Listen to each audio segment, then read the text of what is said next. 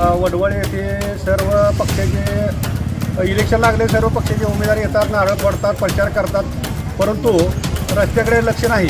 सर्व पुढाऱ्यांना एक विनंती आहे की प्रचारात नारळ जसं फोडतात तसं रस्त्याकडे लक्ष देऊन रस्ता ही वडवळ फाट्यापासून इकडं वडवळपर्यंत 4 पदरी रस्ता, काँक्रीट रस्ता व्हावा.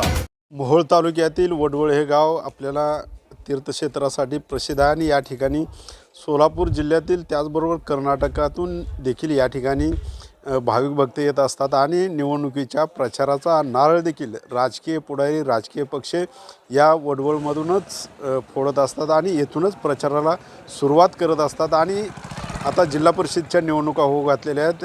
यामध्ये येथील ग्रामस्थांची काय भूमिका राहणार आणि येथील मतदार हे कोणाच्या बाजूने जातील हे आपण जाणून घेणार आहोत.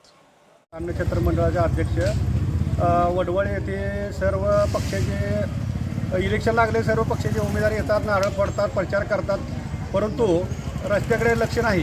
गावातील देवस्थान असल्यामुळे बरेच लोक महाराष्ट्रातून सगळ्या लोक महाराष्ट्रातून सर्व लोक येतात. इथे आमुष्या दिवशी महिनाभर चालू असते.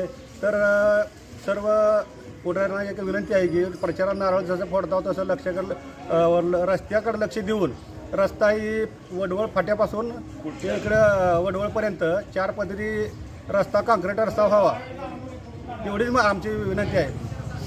या ठिकाणी मोठे व्यावसायिक देखील आहेत. तर या ठिकाणी यात्रेनिमित्त बरेच व्यावसायिक येतात किंवा वडवळमध्ये व्यावसायिक आहेत, तर त्यांच्यासाठी बरेच योजना आहेत, तर ती राबवाव्या अशी आमची नम्र विनंती आहे. या ग्रामस्थांचं, या मतदारांचं असं म्हणणं आहे की आमच्या गावचा विकास व्हावा, आमच्या इथं मोठं देवस्थान आहे आणि येथील जी रस्त्याची समस्या आहे ती सुटावी. न्यूजसाठी अशोक कांबळे, सोलापूर.